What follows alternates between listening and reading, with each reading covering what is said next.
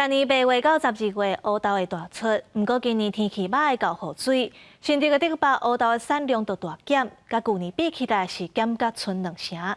农业处经启动灾害损失的补助，要协助农民渡过难关。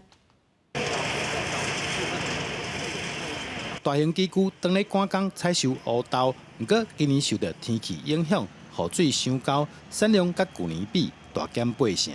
今年黑豆的部分，因为是天候的关系啊，所以今年的产量会减很多。今年产量大概看有没有2成而已。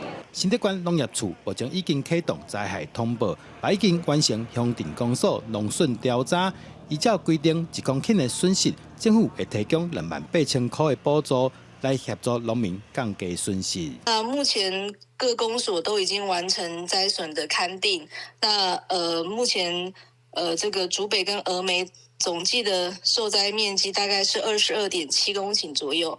那新丰大概是有21公顷的受损。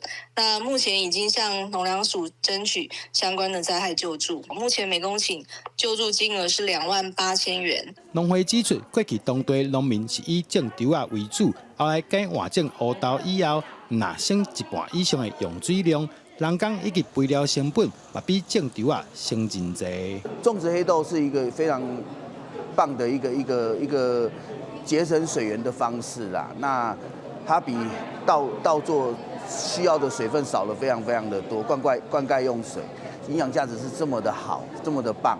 那既然农民辛辛苦苦的去种出这么好的优质的一个农作物，那我们就要把这些农作物把它发扬光大。农民讲，今年不只是乌豆，不少农作物拢受到天气影响，产量大减。